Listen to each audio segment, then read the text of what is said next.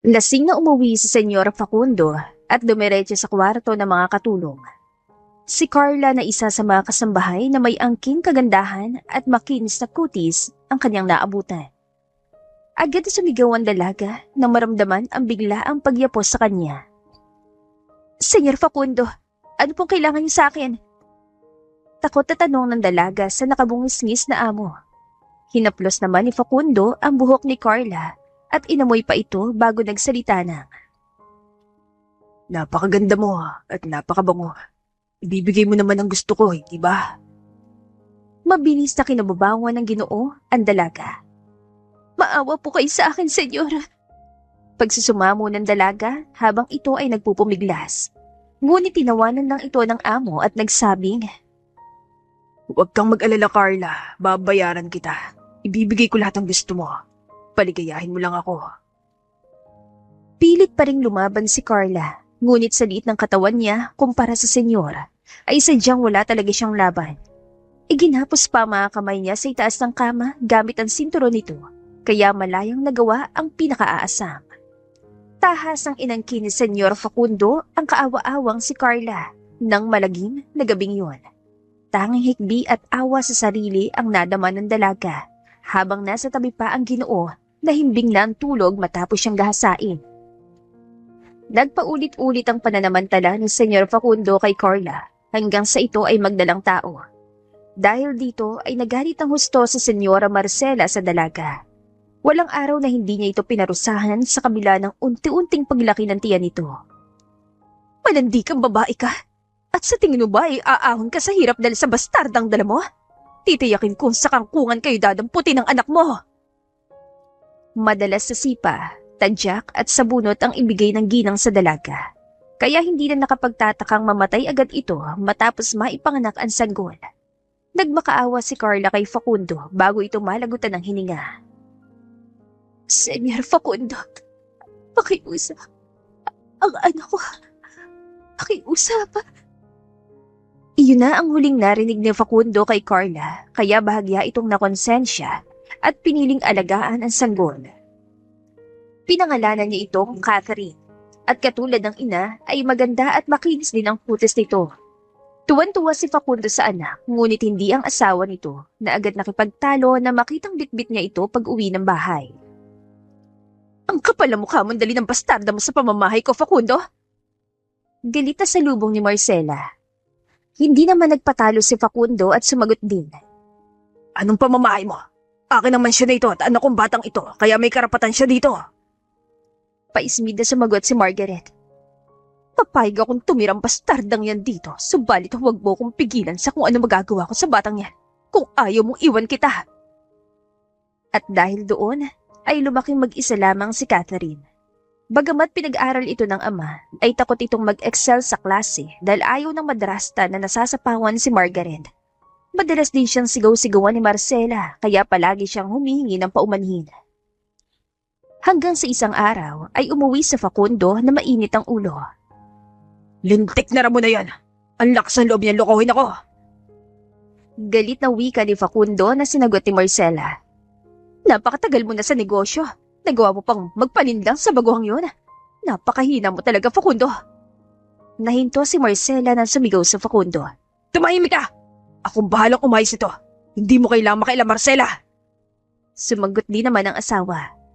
Dapat lang, matanda na ang papa para tulungan ka pa. Ayusin mo yan kung ayaw mong pulutin sa kangkungan. Kinabukasan ay mas matindi ang galit ni Facundo pag uwi nito sa mansyon. Ibinalibag nito ang nakapatong sa lamesa at inihagis pang nadampot na vase dahilan upang mabasag ang salamin. Nagmamadali namang bumaba si Marcela. Ano nangyayari sa iyo, Facundo? Galit na sumagot ang senyor. Ang hayop na ramo na yon. Halos ubusin ang perang nasa vault. Agad na sumabat ang asawa. Ano sinabi mo, Facundo? At ano mangyayari sa atin kung babagsak ang negosyo? Sinasabi ko na sa'yo, hindi ako papayag na maghirap, Facundo. Siya namang pagdating ni Margaret at lumapit sa mga magulang. Tama ba narinig ko, Mami?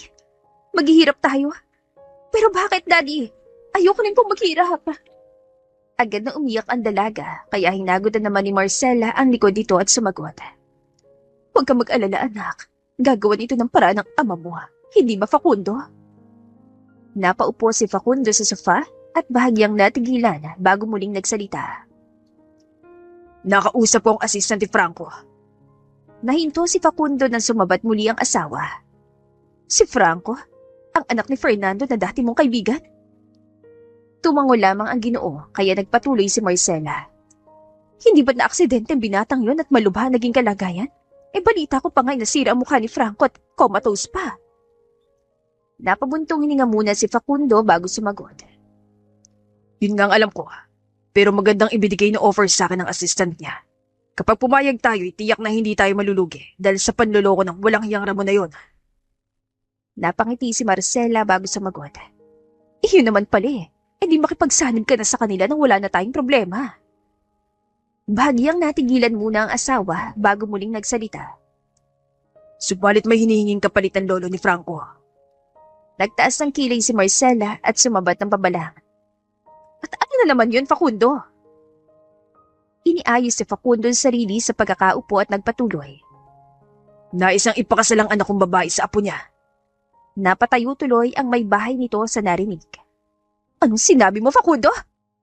Bakas ang galit sa tinig nito. Siya rin namang pagsabat ni Margaret na narinig ang huling usapan ng magulang. Dad, ipapakasal niyo ako sa isang baldado? Agad pa itong lumapit sa ina at yumakap. Ma'am, ayoko po. Pagpapaawa nito. Galitan nagsalita tuloy si Marcela. At sa tingin mo ba ipapayag ako, Facundo? Naibigay ang anak ko sa baldado at comatose sa Francong yon? Di mo na ba naisip ang sasapitin ng anak mo? Napakawalang puso mo namang ama.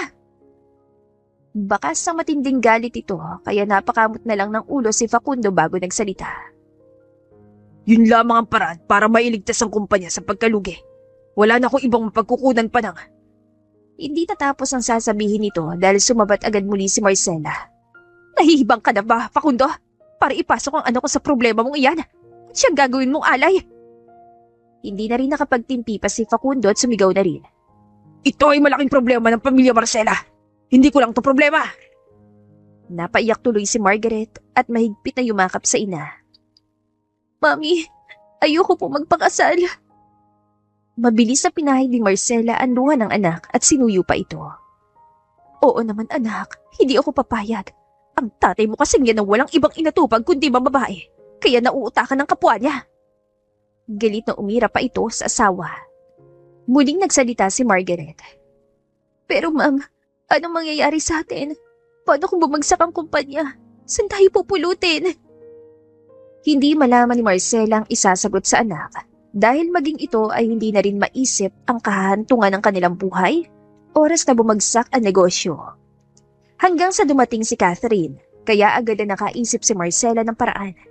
Tumayo ito at tinulak ang dalaga kay Facundo. Ayan, ang anak mo ng babae na magpapakasal kay Franco na yon. Mabilis naman tumutol si Franco. Nahihibang ka na ba, Marcela? Subalit pa ba nang nasumagot ang asawa? Wala naman sinabi na mismo si Margaret na anak mo ang naisip pakasal na matanda, hindi ba? Ang sabi lang ay anak mong babae. At ang bastardang yan ay anak mo rin naman, hindi ba? Ano pong ibig sabihin nito, Dad? Napaupo si Catherine sa tabi ng ama, bakas ang pagtataka at takot sa mga mata. Sumabad muli si Marcela.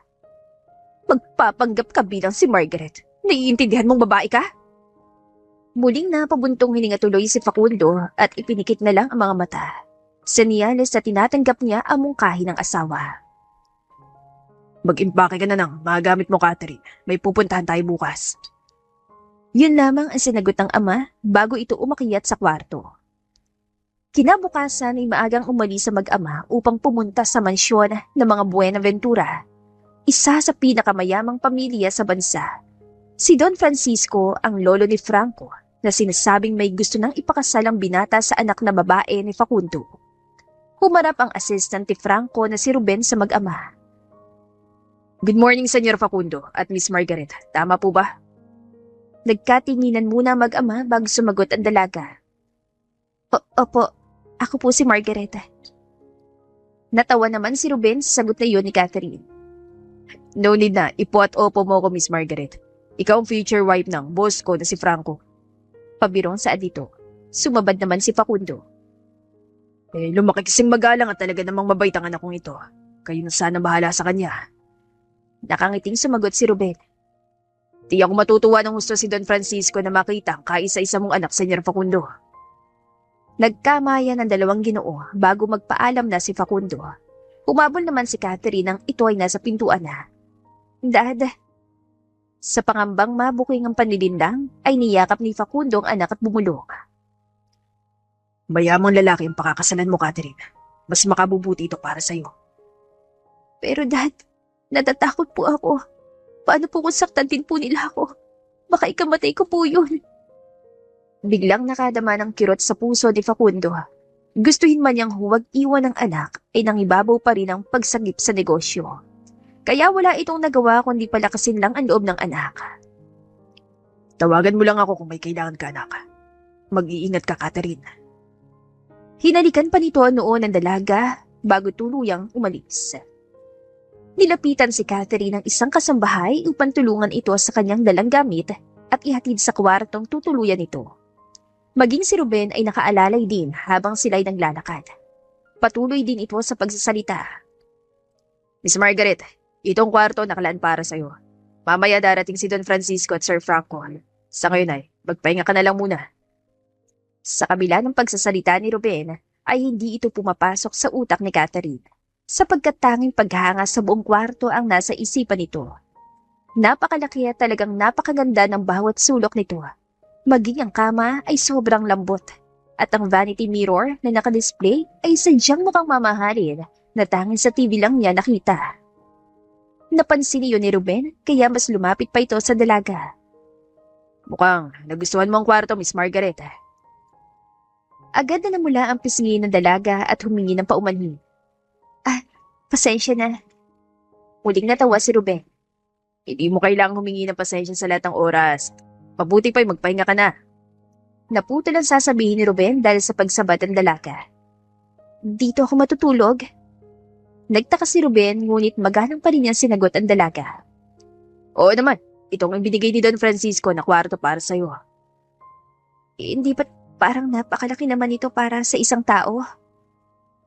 Bahagyamang nalito si Ruben sa kilos ng inaakalang si Margaret, ay sinakyan lamang niya ito. Masaya ako na gustuhan mo, Miss Margaret. Magpahinga ka na. Tawagin mo na lang si Diana kapag may kailangan ka. Ipinakilala na lamang niya ang magiging personal na alalay ni Catherine. Magalang na sumagot si Diana. Ako na pong bahala sa lahat ng kailangan niyo, Ma'am Margaret. Salamat. Naiilang na sagot ng dalaga. At nang maiwan na mag-isa sa kwarto, ay patuloy pa rin ang pagkamangha, ngunit napabulong ito sa sarili. Magpapanggap ako bilang si Margaret, Papa. Sana'y nakatulong din ako sa inyo.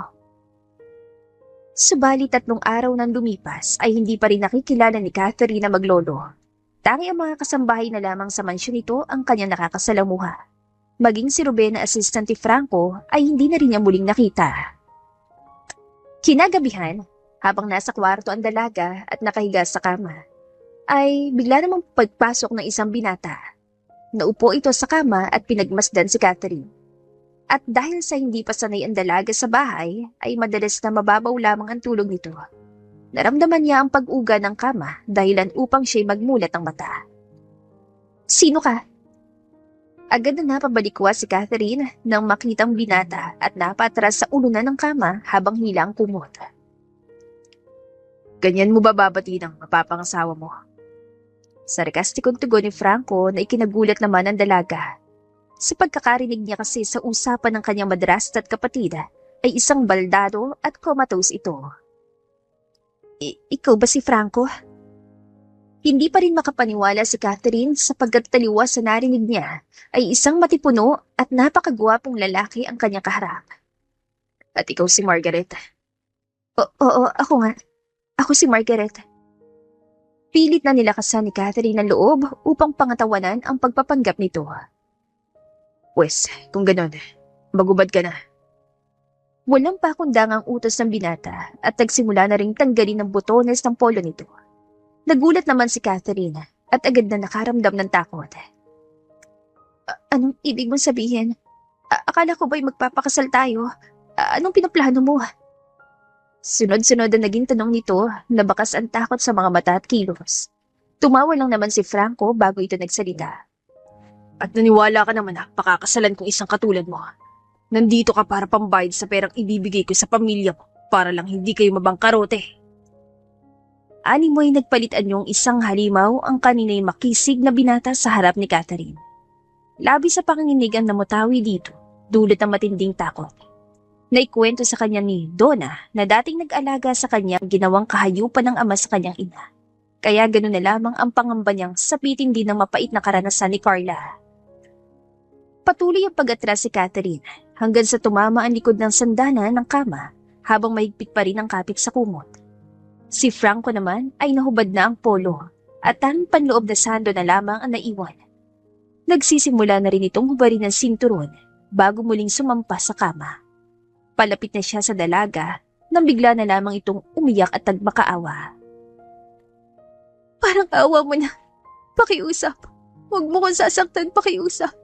Gagawin ko lahat ang gusto mo. Huwag lang to, please. Please, maawa ka sa akin.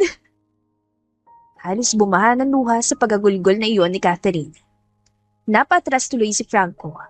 Lito ang kanyang isipan sapagkat ayon sa investigasyon ng kanyang mga tauhan, ay isang matapobre, maldita at talaga namang masama ang ugali ng anak ni Facundo. Ngunit sa itsura at kilos ng dalagang kaharap niya ay walang dudang kabaliktaran ito. Para sa binata ay imposibleng basta na lamang umiyak ng ganoon ang isang babaeng may masamang ugali. Isa pa ay ayon sa report ay spoiled brat ito, kaya inaasahan niyang pagbabantaan siya nitong isusumbong sa ama. Subalit iba lahat ang reaksyon ng inaakala niyang si Margaret. Nakadama siya ng awa, kaya tuloy na patras na lamang at muling tumayo. Magpasalamat ka, pagod ako ngayon. Sa susunod, ihanda mo sarili mo. Yun lamang ang sinabi ni Franco bago lumabas ng kwarto. Halos tawagin naman ni Catherine ang lahat ng santo upang magpasalamat sa paulit-ulit niyang dasal kani-kanina lamang. Para bang nawalan siya ng buong lakas sa marinig ang pagsara ng pinto. Napaupo siya sa sahig habang niyakap ang sarili. Dad, tulungan niyo po ako, Dad. Hindi rin po ako ligtas dito, Dad. Paulit-ulit din nabulong ni Catherine ang pangalan ng ama sa takot. Buong akala niya ay malaya na siya sa pagmamaltrato ng madrasta at kapatid. Subalit, hindi rin pala matinding kalbaryo ang sasapitin niya kasama si Franco. Kinaumagahan ay bugto mga mata ni Catherine dahil sa magdamag na pag-iyak at halos hindi na rin ito nakatulog pa. Maya-maya pa ay kumatok si Diana. Good morning, Miss Margaret. Pinapatawag po kayo ni Don Francisco at Sir Franco para sa almusal.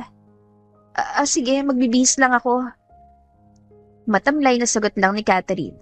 Takot man ay pilit na kumilos ang dalaga. Kailangan niya nakasan ng loob upang magkaroon ng pagkakataon na matawagan ng ama at makahingi ng tulong dito. Suot ni Catherine ang simpleng damit na regalo pa noon sa kanya ng matandang mayorodoma na si Donna. Plain at talagang out of style na ito, ngunit lutang pa rin ang natural na kagandahan ng dalaga. Muli na naman nagtaka si Franco dahil taliwas muli ito sa information na ibinigay sa kanya. Magandang umaga po sa inyo. Yumuko pa si Catherine bilang pagbati na ikinagulat ng maglolo. Bukod kasi na kilala nila si Facundo bilang mayaman, tuso at matapobre din, ay nakapagtatakang magkaroon ito ng isang anak na simple, magalang at higit sa lahat, ay mapagkumbabang dalaga. Ikaw ba talaga si Margaret? Nagulat si Catherine sa tanong na iyon ng binata, kaya agad niyang itinaas sa mukha upang sagutin ito. Opo, ako po si Margaret. Anak po ako ni Senyor Facundo. Katulad din noong nakaraang gabi, ay bakas pa rin ang takot sa mukha ng dalaga. Ngunit ang labis na pumukaw ng atensyon ni Franco ay ang mugtong mata nito. At isa pa kung kagabi ay hindi niya nasilayan ng husto mukha ng dalaga dulot ng dim light. Nang umagang yon ay hindi niya napigilang humanga sa taglay nitong kagandahan. Sumabad naman bigla ang matanda. Maupo ka na at na makapag-agahan na tayo. Utos nito na hindi man lang nililingon ang dalaga. Pasensya na po sa paghihintay. Mabilis na kumilos si Catherine upang sunurin ang matanda. Tahimik silang nag-aagahan, subalit hindi maiwasan ni Franco na mapansin ang kaunting pagkain na kinuha ng dalaga. Hindi mo gustong breakfast. Sa susunod, magsabi ka. Hindi naman sa ganun. Masarap po ang lahat. Pasensya na. Muli na namang yumuko si Catherine at umiwas sa tingin ng binata. Siya rin namang muling nagsalita si Don Francisco. Alam mo naman ang dahilan kung bakit ka dinala ng tatay mo sa pamamahay ko, hindi ba? Opo, gagawin ko po lahat ng ipag-uutos ninyo. Nahinto si Catherine dahil sumabat ulit ang matanda. Anong utos ang sinasabi mo dyan? Hindi ka inutusan na basta nalang pakasalan ng apo ko. Nandito ka dahil sa kasunduan ng partnership ng negosyo. Wala ka bang alam? Maging ang matanda ay nagtaas na rin ng boses kaya nanatiling nakayuko lamang si Catherine habang panay ang pagkuskus ng kanyang mga kamay. Pasensya na po kayo. Pakiramdam niya ay maiiyak na naman siya dahil sa takot sa maglolo. Para kay Catherine ay magkaugali ito at parehas na may masamang plano sa kanya. Naririndi na ako sa paghihingi mo ng pasensya. Ayusin mo ugali mo, nung karapat dapat bilang isang Buenaventura. Naiintindihan ko, sir. Whatever. Seriously, Lo, talagang gusto mong pakasalan kung ganyang uri ng babae? Masahol pa sa isang alipin ng kilos niyan. Sure ba talaga mga informant mo na anak yan ni Facundo? Napatikin ng matanda na nakayuko pa rin si Catherine bago nagsalita. Sabi ni Ruben ay nagyakapan pang mag-amang yan bago maghiwalay. Huwag mo sabihin na nililinlang mo kami, babae. Anak po ako ni Facundo Salvacion. Hindi po ako nagsisinungaling.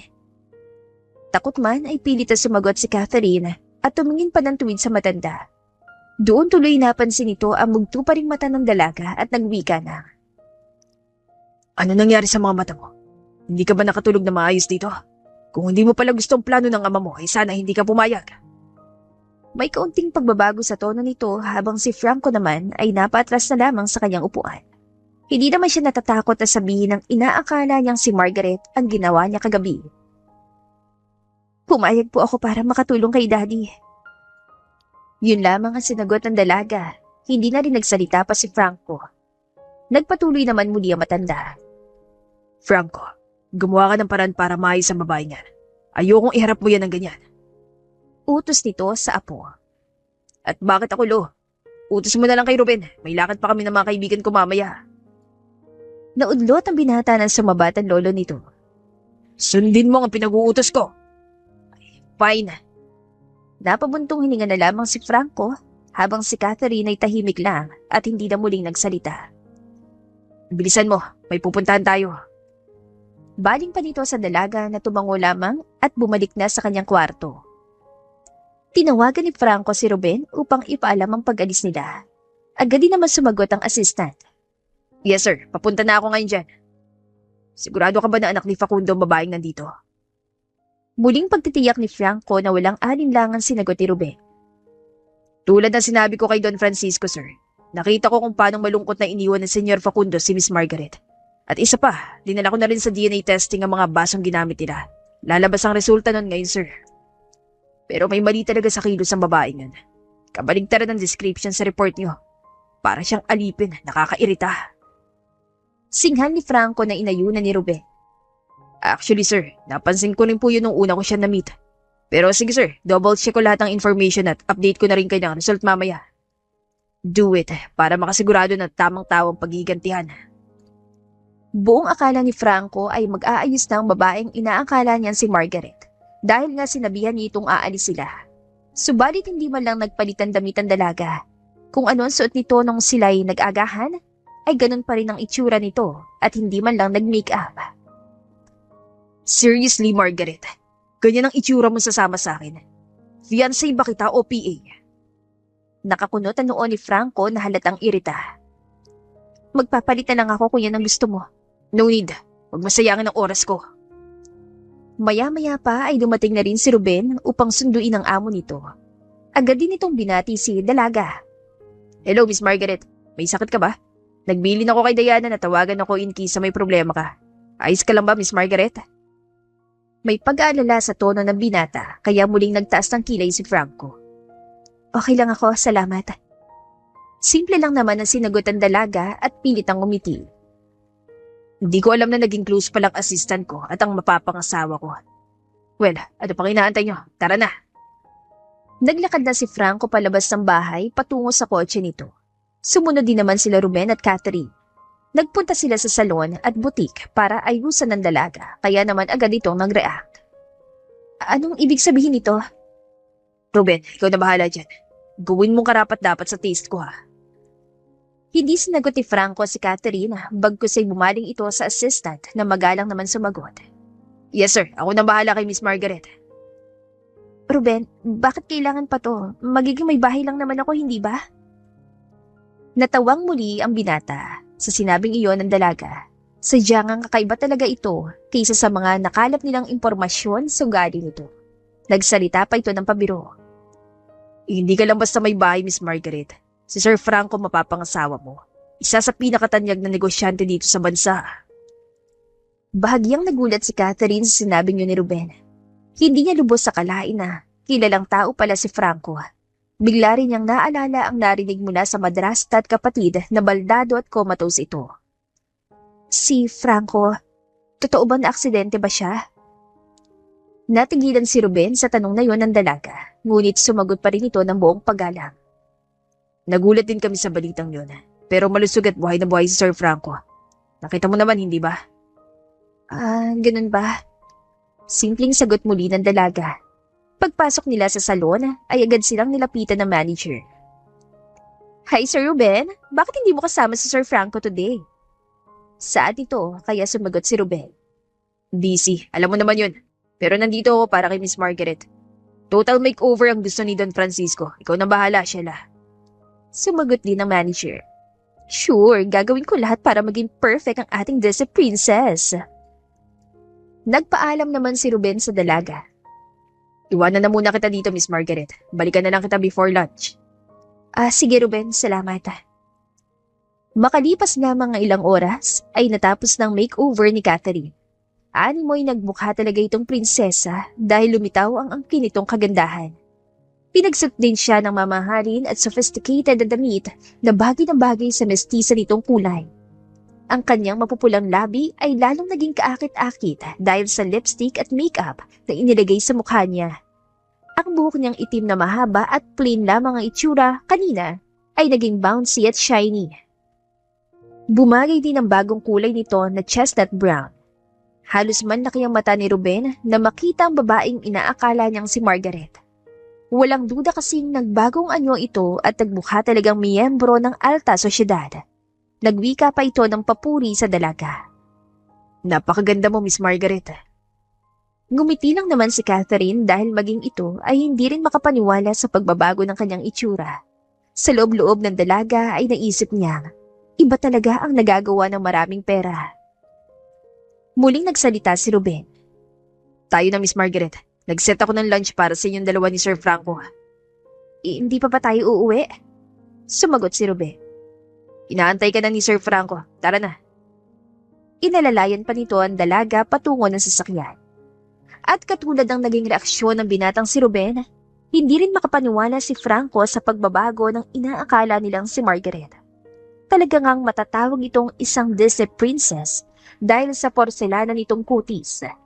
Hindi nga may tatatuwang isa itong miyembro din na mayamang angkan. Napagtanto tuloy ni Franco na baka sadyang luki lamang ang dalaga, taliwas sa report na isa itong matapobre tulad ng ama. Napatayo si Franco sa kinaupuan habang papalapit sila Ruben at Catherine. Ang assistant niya ang siyang una nagsalita. Sir Franco, sorry, medyo traffic kaya kami late. It's okay. Simpleng sagot lang ni Franco na bahagyang ikinagulat ni Catherine. Akala niya kasi susungitan na naman siya nito. At ang mas lalo pang nakakagulat para sa dalaga ay nang iusog pa ng binatang upuan para sa kanya. Nagkatinginan pa sila, ngunit sa huli ay umpo na rin si Catherine. Nabakasan naman ang pagkamangha sa paligid. Walang dudang isang mamahaling restaurant ito na katulad na naman ng mga nakikita niya sa TV. Nagpaalam na si Ruben na ipinagtaka ni Catherine. Sir, tawagan niyo na lang ako. Nahinto ito na sumabat ang dalaga. Bakit aalis ka na? Napatas muli ang kilay ni Franco bago ito nagsalita. Mukhang nag-enjoy kayong dalawa na magkasama, Ruben. Natawa naman ang assistant nito, katulad ng madalas itong gawin. Sir naman, aalis na nga ako. Miss Margaret, Sir Franco na bahala sa inyo. Ngumiti pa ito bago tuluyang umalis. Umorder ka na ng gusto mo. Ikaw nang bahala.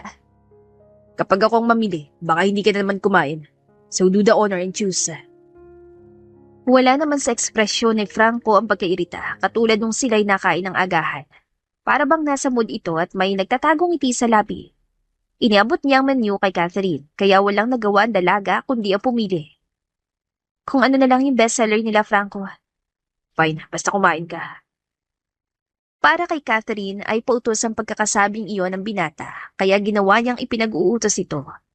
Walang sandali na hindi inalis si Franco ang tingin sa dalaga. Para bang ng mga sandaling iyon ay tuluyan siya nabighani sa kagandahan ng dalaga. Ngunit kapag sumasagi sa isipan niya ang dahilan kung bakit kaharap ang anak ng walang hiyang si Facundo, ay hindi niya mapigilang magkuyom sa galit. Sapagkat ama ni Catherine ang naging dahilan ng pagpanaw ng ama niyang si Fernando matapos itong lokohin sa negosyo. Salamat sa pagkain. Masarap ang lahat pero hindi ko na kayang kumain pa na marami. Pasensya na. Napahinto si Franco sa pag-iisip na marinig ang tinig ng dalaga.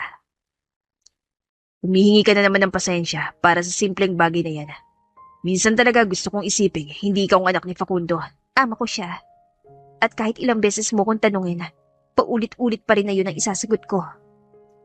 Relax, I'm just asking. Hindi mo kailangang makipagtalo ng ganyan. Bahagyang sumilay pa ang ngiti sa labi ni Franco na ipinagtaka ni Catherine.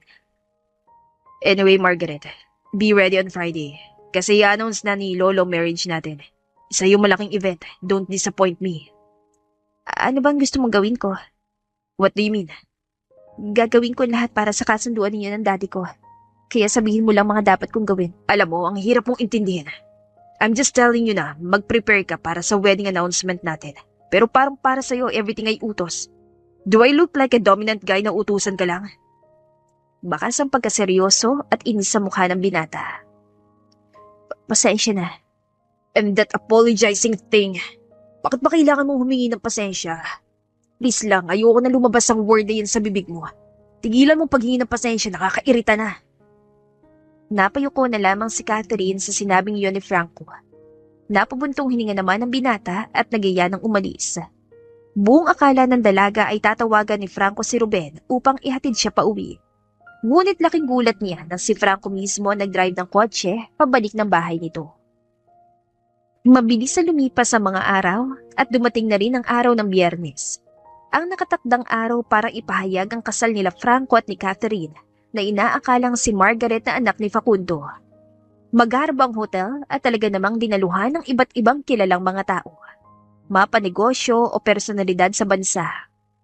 Halos hindi tuloy malaman ni Catherine ang gagawin. Para bang siya'y mabubuwal sa kinatatayuan dahil sa pangambang mabuking ang kanyang lihim. Nagulat pa siya nang biglang may humawak sa kanyang braso. Relax, bakit ganyan ang itsura mo? Sinabi ko na diba, be prepared, ba't parang gulat na gulat ka? Bulong ni Franco habang sila ay nakatayo sa bulwagan. Franco, bakit ang daming tao? Bakit masyadong magarbong simpleng announcement lang ng kasal? Ano ba sinasabi mo dyan, Margaret? Parehas sa kilalang pamilya natin. Natural lang na magdaos ng ganitong celebration si Lolo. Pero Franco, pwede bang... Enough. Hindi ka pwedeng umatras ngayon, kundi malilintikan ka talaga kay Lolo. Just follow my lead. Sa kabila ng pagbabantang iyon ni Franco, ay bakas naman sa tinig nito ang pag-alala. Hinawakan pa nito ang kamay ni Catherine na para bang sinasabi na magiging ayos lang ang lahat. Lingid sa kaalaman naman ng dalawa, ay nasa kabilang dulo pala ang mag-inang Marcela at ang tunay na Margaret. Mami, akala ko ba baldadot ko mato si Franco? Bakit nakatayo siya ngayon doon at hawak-hawak pang kamay ng katulong na yon? Sana pala ako nalang pinadala niyo, Mami. Pagmamakdol ng dalaga. Ngunit maging si Marcela ay nagulat din sa nakita. Subalit nakaisip ito ng plano upang maagaw kay Catherine ang iniisip nilang maganda sanang pagkakataon. Franco, kinakabahan talaga ako. Magpapahangin muna ako sa labas bago dumating ang lolo mo. Okay, sasamahan kita. Hindi magawang umalis si Franco sa tabi ni Catherine. Paano ba naman, ay muli na naman siya nabighani sa maladyosa nitong itsura. Mula kasing nagkaroon ng sariling makeup at fashion style artist ang dalaga, ay malaki ang naging pagbabago ng itsura ng dalaga. Aakalain mo itong celebrity, kaya gano'n na lang ang inggit ni Margaret. Walang ibang laman ang isip nito na kung sana'y siyang sumama sa ama sa mansyon ng Buenaventura, di sana siyang tumatamasa ng lahat ng yon. Muling nagbaktol si Margaret. Mami, hindi ako papayag na mapunta sa katulong na yun ng kapalaran na dapat ay para sa akin. Sumagot naman ng may buong kumpiyansa si Marcela. Oo anak, titiyakin kong ibabalik kong bastardang yun sa lugar kung saan siya nararapat. Sinundan na mag-ina sila Franco at Catherine palabas ng terrace ng hotel. Calm down, Margaret. Nahinto si Franco nang sumabat ang tunay na Margaret. Talaga hindi mapapanatag ang babaeng yan. Who the hell are you? Baling ng binata, ngunit si Catherine ay bakas ang pagkagulat sa mukha. Ngunit bago pa ito makapagsalita, ay lumapit na mag-ina. Tinabig pa nito si Catherine at humarap kay Franco bago nagsalita. Nagpapanggap ang babaeng yan bilang ako. Napataas ng kilay si Franco habang si Senyor Facundo ay lumabas din mula sa bulwagan. Napatakbo tuloy si Catherine na makitang ama. Dad, sinunod ko pong inutos niyo. Ginawa ko po lahat para maniwalang ako si Margaret. Pero bigla na lang po sila dumating dito. Senyor Facundo, anong ibig sabihin nito? Bakas ang galit sa tinig ni Franco kaya sumabat si Margaret. Ako ang tunay na Margaret at hindi ang babaeng yan. Anak din ako ni Daddy Franco. Sumabat din si Marcela. Anak sa labas, sa katulong na katulad mo din. Pinilupot naman ni Margaret ang kamay sa braso ni Franco at muling nagsalita. Nagkaroon lang kami ng misunderstanding nila Ma'am at Dad, pero ngayon handa na ako magpakasal sa iyo, Franco. Ako ang tunay na karapat-dapat na maging asawa mo, hindi ang isang katulong na kagaya niya. Animo ay inaakit pa nito ang binata. Minsan mo na niloko ang tatay ko, Senyor Facundo. At ngayon, pati ako gusto mong bilugin ang utak. Itinulak ni Franco si Margaret mula sa pagkakahawak nito sa kanya. Si Facundo naman ay agad na nagpaliwanag. Totoo ang sinabi ni Margaret. Nag-alala lang ako na hindi niyo ituloy ang partnership kung wala akong ihaharap na anak ko sa inyo. Technically, hindi kita niloko dahil anak ko rin naman talaga si Catherine. So Catherine palang pangalan mo. Ginawa ko lang inutos sa akin ni Daddy. Pasensya ka na kung niloko kita. Pasensya na, Franco. Muling nakayuko si Catherine kaya napakuyom ang panga ni Franco dahil napagtanto niyang ang dalaga lamang ang siyang tunay na nagsasabi ng totoo. At higit sa lahat, ay nauunawaan na niya kung bakit ganon lamang ang kilos nito. Ito ay sapagkat inaalipusta at tiyak na sinasaktan nito ng mga salvasyon. Nagsalita ulit si Facundo. Franco, hindi natin kailangang palaki ng simpleng bagay na ito. Nandito na anak ko si Margaret. I-announce na natin ang kasal tulad ng plano ni Don Francisco. Pagpasensya mo na lang ang panlilinlang ni Catherine. Sa pagkakataong yon, ay hindi napigilan ni Franco ang matawa sa pahayag na yon ni Facundo. At sino may sabi sa inyo ng babaeng yan ang papakasalan ko? Hinawakan ni Franco ang braso ni Catherine at hinila ito sa kanyang tabi bago nagpatuloy. Si Catherine. Siya ang pakakasalan ko. Mabilis at tumutol ang mag-ina. Hindi maaari yan. Isang katulong lang ang babaeng yan. Sigaw ni Margaret. Sumabat din si Marcela. Franco, huwag ka mabulag sa itsura ng babaeng yan. Isipin mong kahiyang ibibigay sa'yo ng bastardang yan. Panguudyok ng dalawa. Humigpit ang pagkakahawak ni Franco kay Catherine, kaya napangiwi ang dalaga. Senyor Facundo, hindi mo naman siguro gustong itigil kong partnership transaction natin kung pati ikaw ay tutol sa gusto ko. Naluluha namang nagmakaawa si Catherine sa ama. Daddy, tulungan niyo po ako, Daddy. Bakas ang sakit sa mukha ni Catherine dahil sa mahigpit pa rin pagkakahawak ni Franco. Don't tell me na ayaw mo, Catherine. Ang ama nitong sa Facundo ang sumagot. Gawin mo ang gusto mo. Handa akong suportahan ang kasal yun ng anak ko si Catherine. Good. Natahimik na lamang ang dalaga sa sinabi ng ama. Inalis na rin ni Franco ang mahigpit na pagkakahawak sa braso ni Catherine. At pagkatapos ay tumawag ito kay Don Francisco. Lo, cancel the event today. I reschedule natin ang announcement. Stay in the house na lang, Lo. We need to talk. Matapos yun ay kinuha ni Franco ang kamay ni Catherine at naglakad na sila palabas ng hotel. Let's go. Pagbalik sa bahay ng mga Buenaventura ay hindi manis ang takot sa puso ni Catherine. Alam niyang kasalanan ginawa kay Franco at sa lolo nito, kaya tiyak na parurusahan siya nito. Ang mas ikinakatakot niya ay baka tuluyan na siyang pansamantalahan ni Franco. Bumalik ka na sa kwarto mo, Catherine. Kakausapin ko lang si Lolo. Tahimik na sumunod lang ang dalaga at naghintay sa kung anong magiging kapalaran niya. Kinagabihan ay natutulog na nakaupo si Catherine sa gilid ng kama.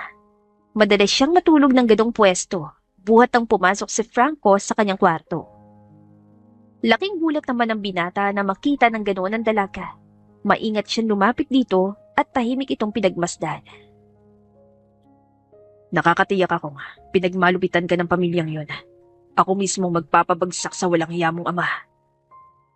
Pabulong lang naman ang sinabing iyon ni Franco, ngunit nagitla pa rin ang dalaga ng pagmulat ng mga mata ay nakita ito sa kanyang tabi. Agad na umatras ang dalaga, bakas ang labi sa takot. Patawarin mo ako sa panindak ko sa iyo, Franco. Patawad, please. Huwag mo kong sasaktan. Pagmamakaawa ng dalaga na umatras palayo sa binata. Catherine, hindi kita sasaktan. Parehas na natigilan ng dalawa at nagtitigan. Dahan-dahang lumapit si Franco at hinaplos sa mukha ng dalaga. Magsanib puwersa tayo, Catherine. Tulungan mo akong pabagsakin ang mga hayop na yon. Ano ba naging kasalanan sa iyo ni Daddy? Ang Facundo na yon ang dahilan kung bakit namatay ang papa ko. Niloko niya sa negosyo si Papa at kinuha lahat ang share niya. Na-depress si Papa hanggang sa nagkasakit at tuluyan ang bumigay. Walang kapatawaran ng ginawa ng hayop na yun, Catherine. Ang taong tinutukoy mo ay ama ko, Franco. May dugong nananalaytay niya sa akin kaya hindi ako karapat-dapat. Hindi ba't inalipusta at pinagmalupitan ka rin ng mga yon? Ito ng panahon para bumawi ka. Tulungan mo ako pabagsakin ng mga salvasyon. Kapag ba nabawi mo ng lahat ay sapat na ba yung kabayaran sa ginawa ng daddy ko? Oo, Catherine. Sige, gagawin ko lahat ang gusto mo. Pero maaari ba makiusap na? Huwag mo silang sasaktan. Pamilya ko pa rin sila, Franco. Bakit bang bait mo? Kaya ka inaapi. Dapat nating gawa ng paraan yung ugali mo. Sumama ka sa akin sa France. France? Bakas ang pagkamangha sa mukha ng dalaga nang marinig ang sinabing iyon ng binata. May napanood kasi siyang pelikula noon at talaga namang namangha siya sa Eiffel Tower ng France. Kaya gano'n na lang ang naging reaksyon ng dalaga. Napangiti naman si Franco at hinawakan pa ang kamay ng dalaga. Doon ako pinanganak, Catherine. Obvious name ko, hindi ba? Ay, oo nga no. Naging kalmado na para bang matagal nang magkakilala ang dalawa. Mabilis na napauwi ang takot at pagkailang sa pagitan nila. Natuloy ang planong iyon ni Franco. Isang linggo lamang ang lumipas ay lumipad na ang dalawa patungong France. Labis na kaligayahan ang nadama ni Catherine habang tinatanaw ang magandang view ng Eiffel Tower mula sa hotel na kanilang tinutuluyan. Dahil sa mayaman si Franco, ay pinakilala niya si Catherine sa mga kaibigang fashionista doon. Nag-aral na rin ang dalaga sa pamimilit na rin ni Franco na sa huli ay ine-enjoy naman ni Catherine. Nagustuhan niya ang pagdedesign ng mga damit maging ang pagsusuot nito kaya hindi na nakapagtatakang sumali na rin siya sa mga fashion runway events sa France. Ang ganda mo, Catherine. You're stunningly perfect.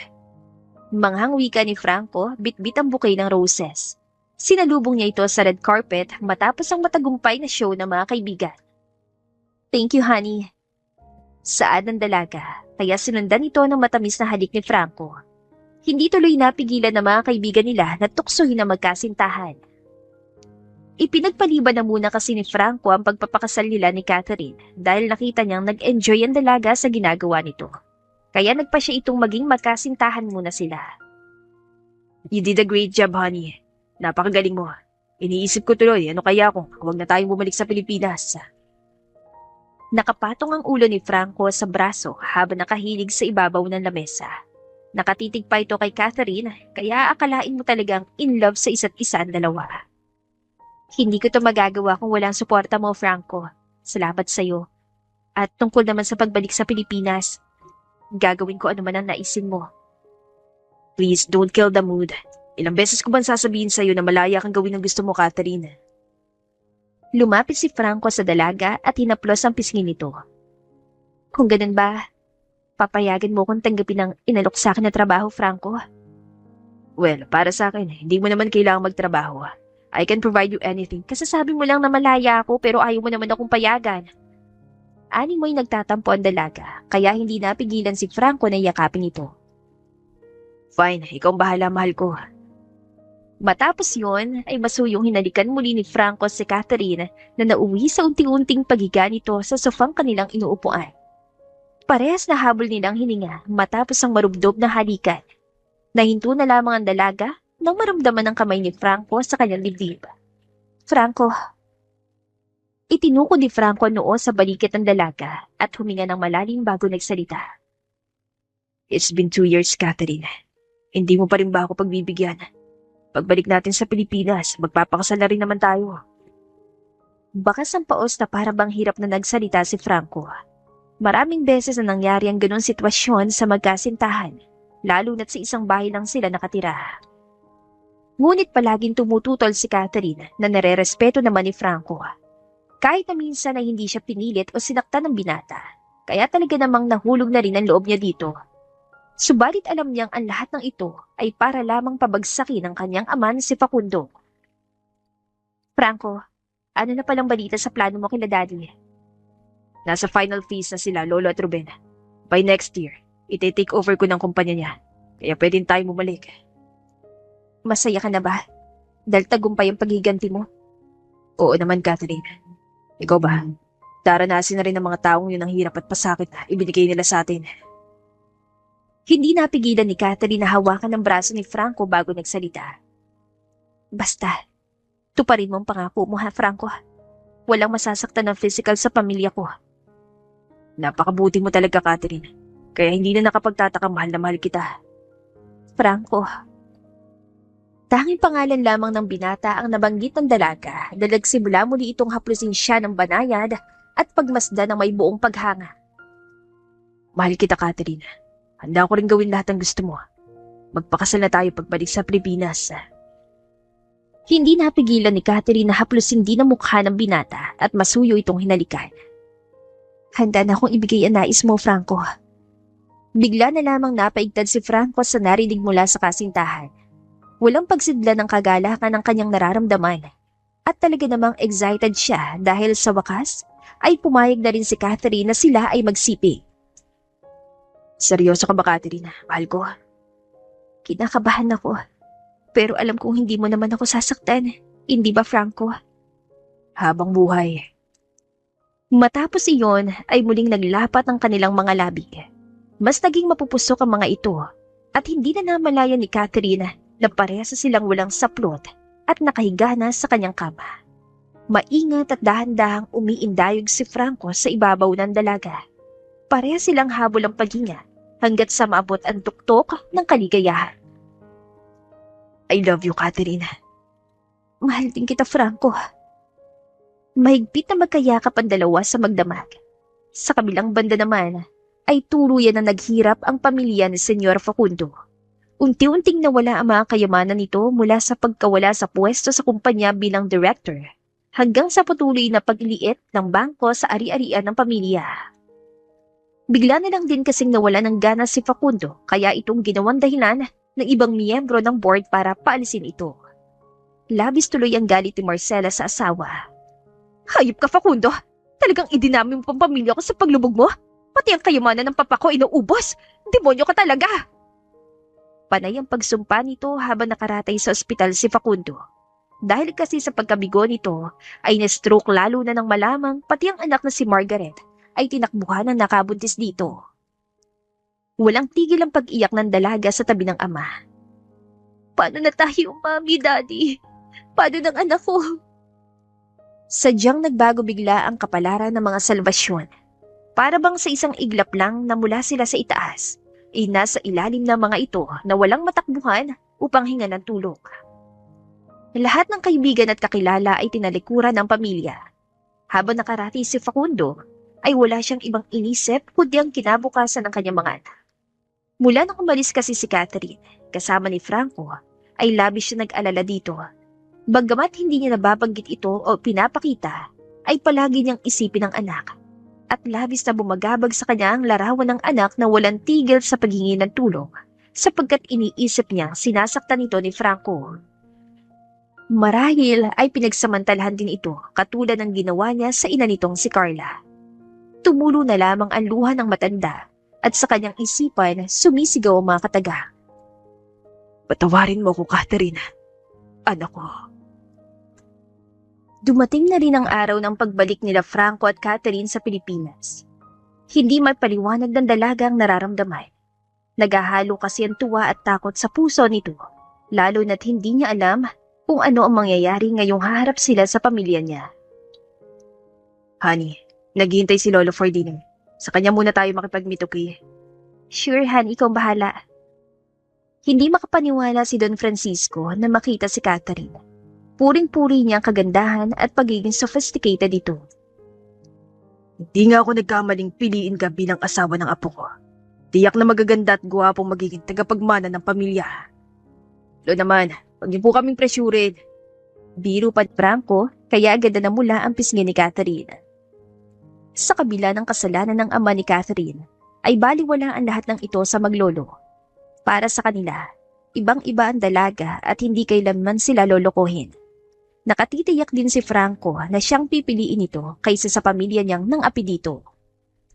Subalit hindi ganoon ang nangyari sapagkat nang malaman ni Catherine na nasa ospital ang ama, ay agad ito nakiusap kay Franco.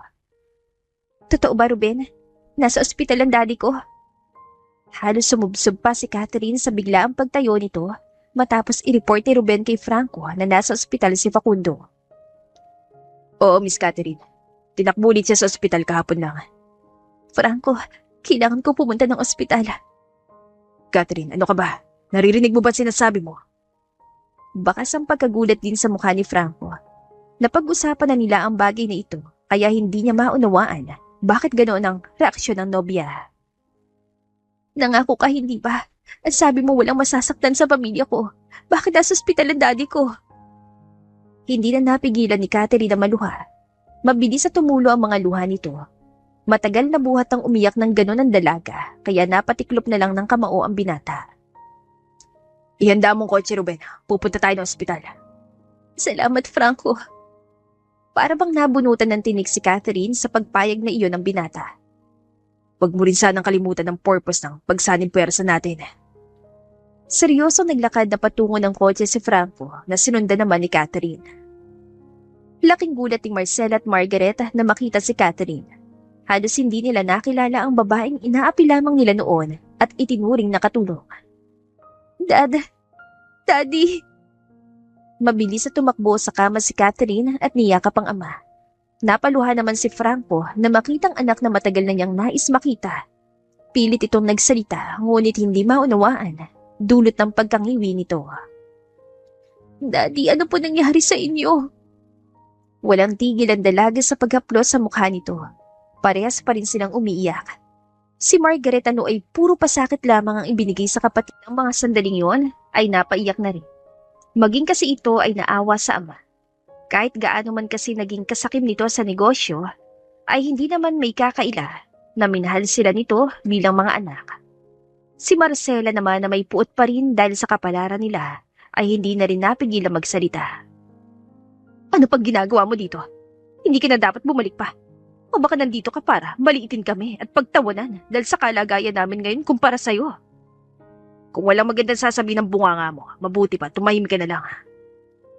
Si Franco ang galit na sumabad, ngunit hindi pa rin nagpatinag si Marcela. Bakit? Hindi ba totoo? Di ako nagsanib puwersa kayong dalawa para paghigantihan ka. Oo, hindi ka nagkakamali. Alam mo ba kung gaano ko kasaya na makita kayong parang mga asong tinapon sa kangkungan? Nakakaawa mga itsura nyo. Napakuyom ng kamao si Catherine at pilit na nilalabanan na huwag pigilan si Franco. Tama nga naman si Marcela na ito naging plano nilang dalawa. Sumabad na rin si Margaret na tahimik lang sa gilid. Malaki ng tiyan nito na para bang anumang oras ay manganganak na rin. Pwede ba ma'am, tama na yan. Ini-stress mo na naman si daddy. Tapos sa visiting hours ma'am, umuwi ka na muna at magpahinga. Ako nang bahala kay daddy. Catherine, papalabasin din kayo ng gwardiya kasi isa lang pwedeng maiwan dito kaya lumabas na rin kayo. Babalik ako para palitan ka sa pagbabantay, Margaret. Tumango na lamang si Margaret kaya lumabas na rin sila Catherine at Franco.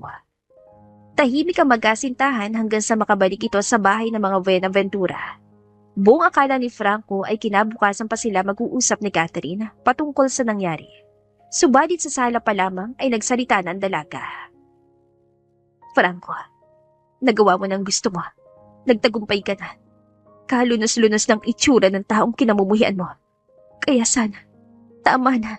Catherine, kung nakita mo lang paghihirap ng papa ko noon, mas matindi pa yun sa dinadanas ng Facundo na yun. Nung naghihirap ang tatay mo, sigurado ako nasa tabi ka niya. Kaya sana maintindihan mo na ngayong ganun din ang dinadanas ng ama ko. Gusto ko nasa tabi rin niya ako. Sandali. Don't tell me. Nakikipaghiwalay ka sa akin, Catherine. Hindi naman totoo ang kasal natin, Franco, di ba? Isa pa kahit saan man tayo makarating. Hindi may kakailan na anak ako ni Facundo. Ang taong kinamumuhian mo. Kaya habang nasa tabi mo ko, hindi mawawala ang galit sa puso mo. Tulad ng sinabi ko, nagtagumpay ka na. Kaya wala nang saysay pa na manatili ako dito. Maraming salamat sa lahat, Franco. Matapos iyon ay tumalikod na si Catherine. Si Franco naman ay naistatwa sa kinatatayuan niya na hindi malaman ang sasabihin. Maya-maya pa ay muling bumaba si Catherine bitbit ang isang maliit na bag.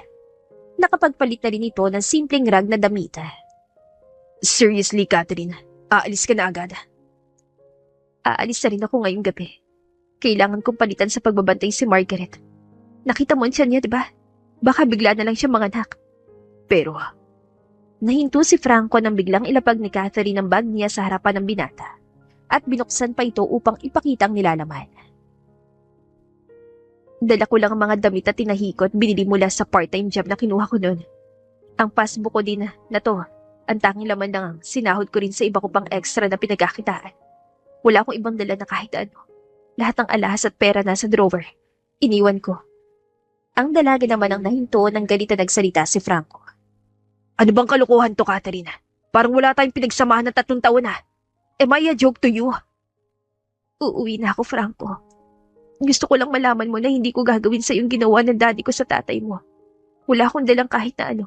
At paulit-ulit ako magpapasalamat sa ginawa mo para sa akin. Isang malaking utang na loob ang bagay na yun. Kaya naman hindi na kita pahihirapan pa. Lalayo na ako para hindi mo naisipin ang bangungot na nangyari sa pamilya mo. Enough! Itong gusto mo. Then leave. Gilit na umakyat si Franco patungo sa kanyang kwarto. Si Ruben naman na nasa likod lang ng pader at lihim na nakikinig ay agad na lumapit kay Catherine paglabas ito ng sala. Ihatid na kita, Miss Catherine. Magta-taxi na lang ako, Ruben. Tumanggi man ng dalaga ay nagpumilit pa rin si Ruben. I insist, please. Hayaan mo ihatid kita. Para naman sa huling trabaho ko para sa'yo, Miss Catherine. Okay. Thank you, Ruben. Nakangiting pumasok na lamang si Catherine sa kotse. Subalit, hindi niya maiwasang lingunin ang bintana kung nasa ng kwarto ni Franco. Hindi may kakailang masakit sa kanyang paghihiwalay nila ng kasintahan, ngunit alam niyang ito makabubuti para sa lalaking pinakamamahal. Laking gulat ni Margaret nang lumapit sa kinaupuan niya sa tabi ng ama si Catherine. Umuwi ka na, Margaret, at magpahinga. Ako na magbabantay kay Daddy. Pabulong na wika nito upang hindi magising ang ama. Nagtataka naman sumagot ang kapatid. Anong ginagawa mo dito? Nasaan si Franco? Umalis na ako sa puder niya. Dahil tapos ng pagiganti niya. Wala nang dahilan para manatili pa ako doon. Hayaan niyo sana kung alagaan din si Daddy. Abot langit ang pagsisisi ni Margaret sa lahat ng nagawa para sa kapatid noon. Hindi niya lubos sa kalain sa kabila ng maayos itong kalagayan, ay handa itong talikuran para sa kanilang ama. Napakabait mo talaga. Hindi ko alam paano kita naging kapatid. Napakalayo ng ugali ko sa'yo.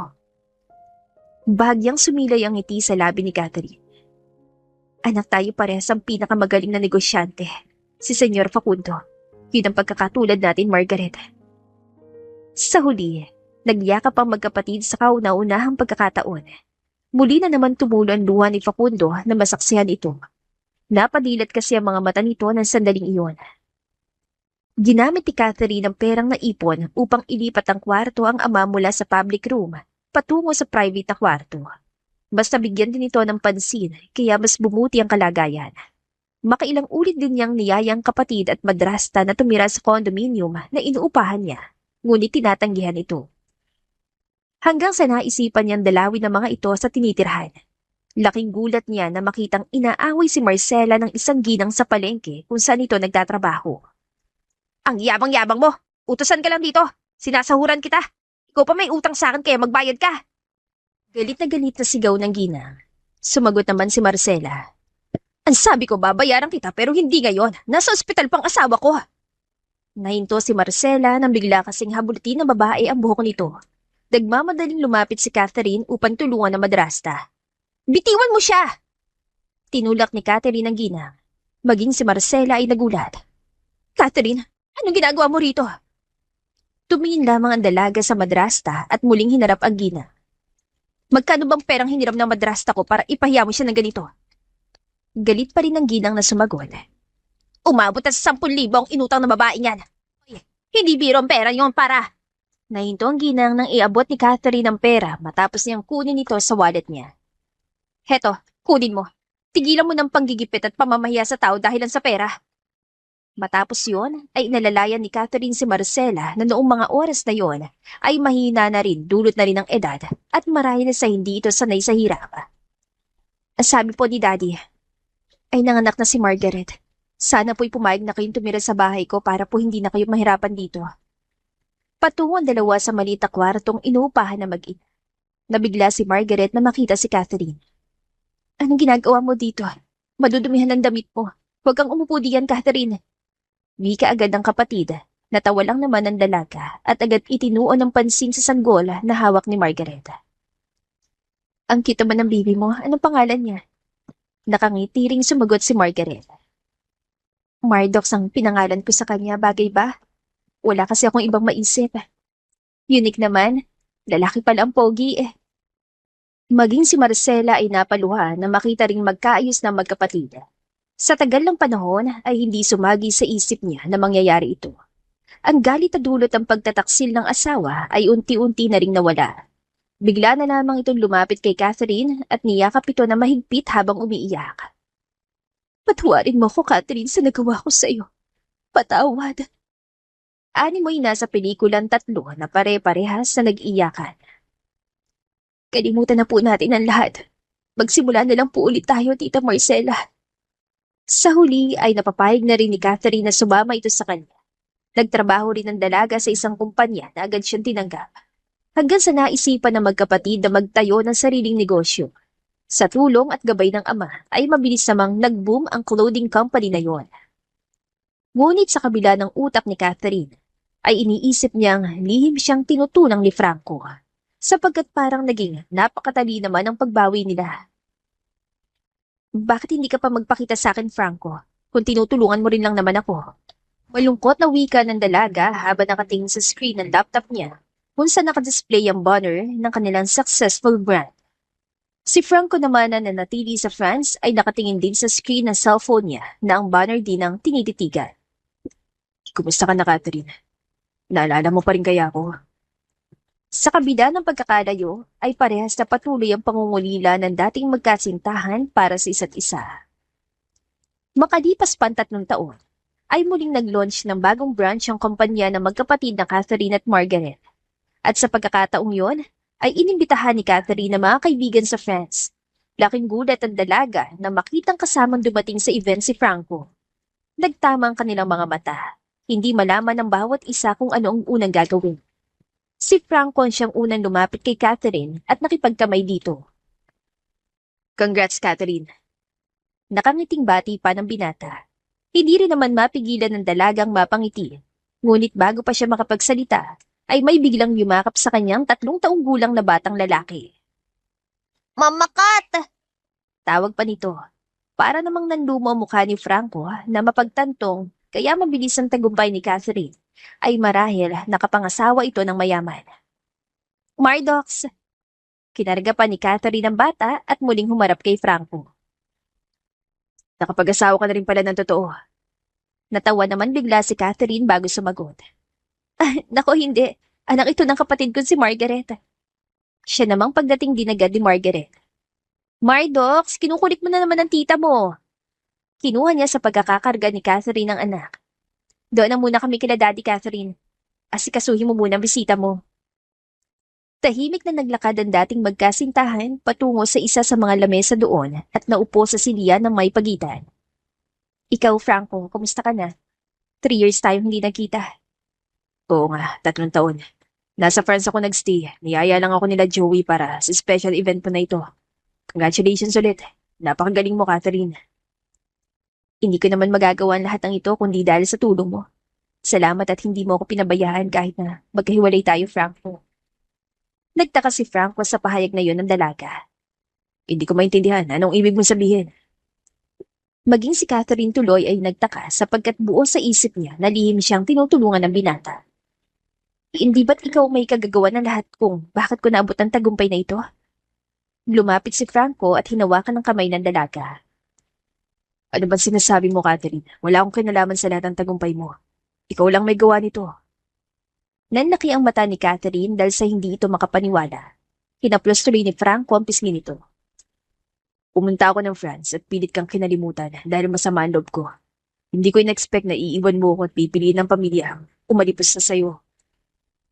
Nagkais na kami at humingi na sila ng tawad sa akin. Tao lang tayo na nagkakamali. Kaya sana naman ay mapatawad mo na rin ang daddy ko. Catherine, kung gagawin ko ba yun babalik ka na sa piling ko at magpapakasal na tayo. Hindi sumagot si Catherine, kaya napayuko si Franco at itinukod ang noo sa balikat ng dalaga. Pipiliin mo na ba ako sa pagkakataong to, Catherine? Mahal kita. Mahal na mahal pa rin kita. Walang araw na hindi kita iniisip. Palagi ako nag-aalala sa'yo. Kung ayos ka lang ba, kung sinasaktan ka ba nila. Ilang beses kong gustong bumalik. Pero kapag naaalala kong iniwan mo ko, nasasaktan ako. Hindi ko yun matanggap. Franco.